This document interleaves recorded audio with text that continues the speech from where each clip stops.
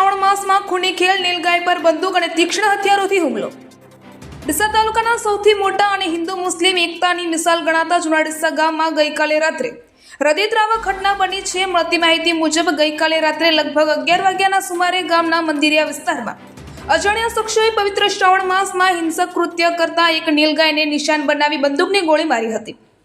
ગોળી વાગતા જ નીલગાય જમીન પર ઢળી પડી હતી અને ત્યારબાદ તેના પાછળના પગમાં તીક્ષ્ણ હથિયાર વડે ઊંડો ઘા કરવામાં આવ્યો હતો।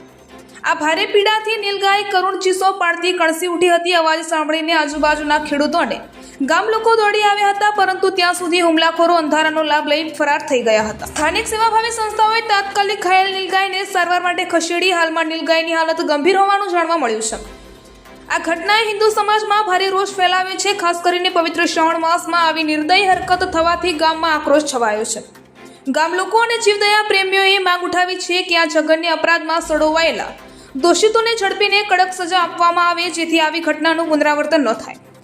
ગામમાં હાલ ચિંતા અને ગુસ્સાનો માહોલ છે, જ્યારે પોલીસ તંત્ર સામે તાત્કાલિક કાર્યવાહી માટે દબાણ વધ્યું છે। અહેવાલ ગૌતમ છત્રાલિયા, BNK ન્યૂઝ, ડીસા।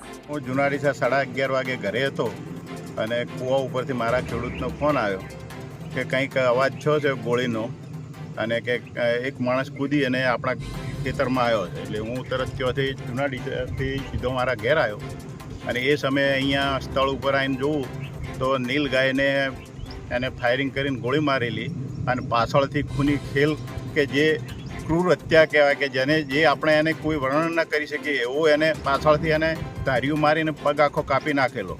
અને એ પરિસ્થિતિ જોયા પછી અમે જલિયાણા ગૌશાળામાં અમે એમને ફોન કરી અને એ ગાયને ત્યાં એ નીલગાયને ત્યાં રેસ્ક્યુ કરાવરાઈ। અને એના પછી અમે તપાસ કરતાં અમને કંઈ જે અમારા ખેતરમાં થઈને કૂદીને બહાર નીકળેલા અને સવાર 3:30 વાગ્યા સુધી અહીંયા એ રૂબરૂમાં અહીંયા આવ્યા જ ગયા અને અમે સવારમાં ફેર આવ્યા, તપાસ કરી બધી બરાબર, કોઈ જગ્યાએ કોઈ એનો બીજો કોઈ પુરાવો મળ્યો નથી, પણ અહીંયા નીલગાયને અહીંયા મારી એ જગ્યા અમે સ્થળ ઉપર અત્યારે આ ઇન્ટરવ્યૂ આપ્યું।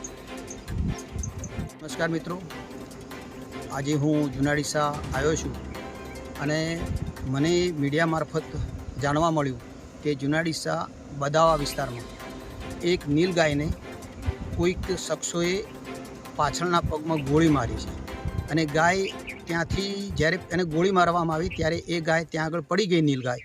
ત્યારબાદ એની ઉપર ધારિયાથી ઘા કરવામાં આવ્યો છે, કોઈ પણ એક હથિયારથી ઘા કરવામાં આવ્યો છે। પરિણામે ત્યાં આગળ અત્યારે લોહી પણ બહુ વહી ગયેલું છે અને આપ વિડીયો મારફતે પણ જોઈ શકશો। આવું કૃત્ય કરવાના જે પ્રત્યક્ષદર્શીઓ હતા એમના કહેવા મુજબ એવું છે કે એક એક્ટિવા હતું બાઇક કલરનું અને એક એક્ટિવા હતું અને એક બાઇક હતું। આ બે વસ્તુ લઈને આવેલા અને 3 થી 4 ઈસમો હતા। અહીંયા જ્યારે ગોળીનો અવાજ આવ્યો ત્યારે બાજુના ખેતરમાં જે ભાગ્યા તરીકે ભાઈ કામ કરતા હતા એ દોડીને આવે એ પહેલાં તો એ લોકો, એક ભાઈ ઊંચી વાડ હતી એ વાડ કૂદી અને ભાગી ગયો। એના પગના નિશાનો પણ અત્યારે આપણે જોવા હશે તો જોવા મળશે। અને એ રીતે એક અબોલા પશુ ઉપર નિર્મમ હત્યાનો ગુનો કર્યો છે, તો આની ખરેખર તટસ્થ તપાસ થવી જોઈએ અને જે કોઈ ગુનેગાર હોય એને સખ્તમાં સખ્ત સજા થવી જોઈએ, એ જ અમારી માગણી છે।